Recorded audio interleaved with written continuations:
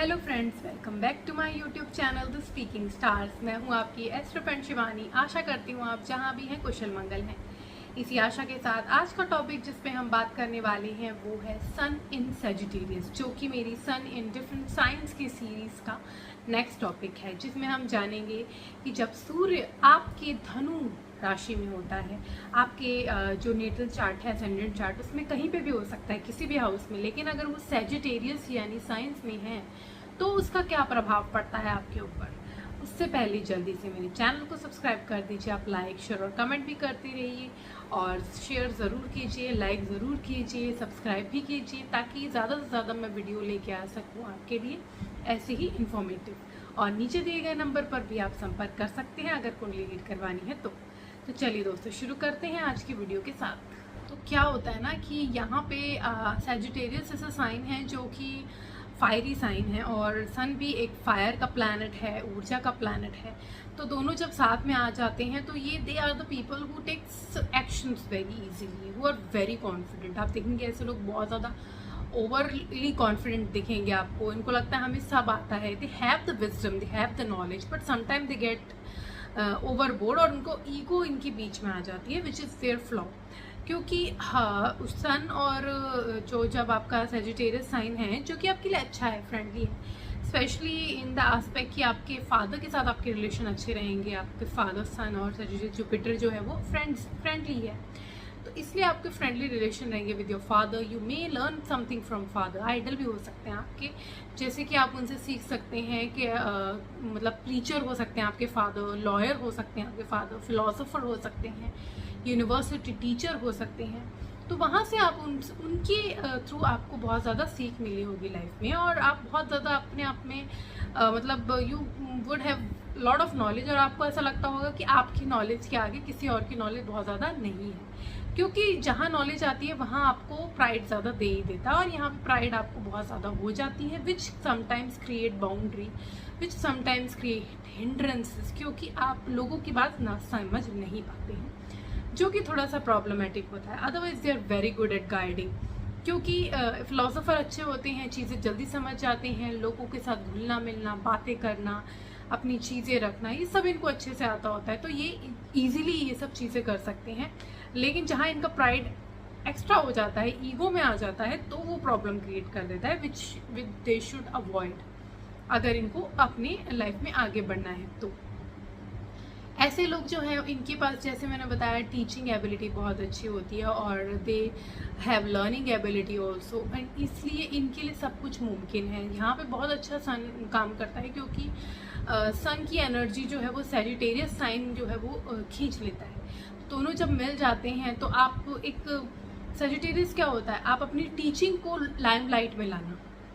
सन limelight में लाता है चीज़ें, सन जो है वो लाइट प्रोवाइड करता है। सन क्या होता है ना, जैसे आपके ऊपर लाइट पड़ती है, आप सेंटर स्टेज में आ जाते हैं, वैसे ही सन इसमें लाइट प्रोवाइड करता है। और ऐसे जो पीपल होते हैं Sagittarius people, they are very confident, तो कोई भी काम इनसे करवा लो, कोई भी चीज़ इनको सिखा दो, ये सीख जाते हैं। और they are very law abiding also, they are the preacher also, and बहुत ज़्यादा स्पिरिचुअल भी हो सकते हैं। हो सकता है आपके फादर भी काफ़ी स्पिरिचुअल रहे हों, वो भी प्रीचर हों, या उनकी भी नॉलेज कुछ ऐसे ही हो, क्योंकि आपके फादर की जो टीचिंग्स है कहीं ना कहीं वो आपकी लाइफ को आगे बढ़ाती है।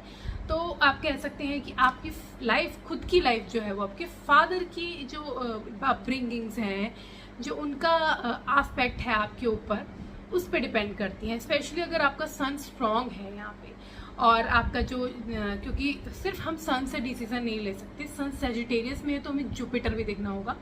अगर जुपिटर फ्रेंडली साइन में है, अच्छा है, अच्छी डिग्निटी में है, तब आप कह सकते हैं कि यहाँ पे आपके फादर की जो लाइफ में टीचिंग्स होती हैं, जो फादर के साथ आपके रिलेशन होते हैं, वो बहुत ज़्यादा अफेक्टेड होते हैं, बहुत ज़्यादा अच्छे होते हैं।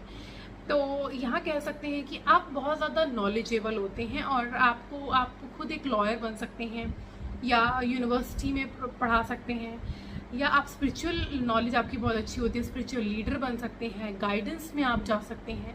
तो ये सारी फील्ड जो है वो ज़्यादातर आपको सूट करती है। अगर यहाँ पे आपका जो सन है वो मरकरी के साथ है, तो आप जो होते हैं वो थोड़ा सा मेटीरियलिज्म की तरफ चले जाते हैं, मेटेरियलिस्टिक होते हैं ऐसे लोग, क्योंकि दे बिलीव, क्योंकि मरकरी जहाँ आ गया वो बिजनेस माइंडेड थॉट आ जाता है, बिजनेस माइंडेड आपका दिमाग चलने लगता है। तो आप सोचते हैं कि आपको आपकी जो भी चीज़ें हैं वो आपके पास हों, बिजनेस आइडियाज़ आते हैं। तो जहाँ पे हम लोग सिर्फ सन इन सैजिटेरियस देख रहे थे, जब मरकरी अलग हो तो आपके लिए क्या होगा कि आप स्पिरिचुअलिटी की तरफ ज़्यादा आएंगे, फिलोसफी की तरफ ज़्यादा आएंगे। लेकिन जहाँ पे मरकरी ऐड हो गया, वो भी पावरफुल कॉम्बिनेशन है, then you become more materialistic, you become like a business person, true business person with a great ideas, great knowledge, great initiatives।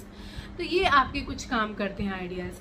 अगर यहाँ पे आप मतलब, क्योंकि आप खुद जो होते हैं बहुत ज़्यादा कॉन्फिडेंट होते हैं, बहुत ज़्यादा कॉम्पिटिटिव होते हैं, हायर लर्निंग आपको होती है, नॉलेजेबल होते हैं, ऐसा आपको लगता भी है और होते भी हैं आप। लेकिन क्या होता है ना कि क्योंकि आप इगोइस्टिक होते हैं तो आपको अपना पार्टनर भी ऐसा ही चाहिए होता है जिसके पास जो वो मतलब कॉम्पिटिटिव जो नेचर है वो उनमें भी हो।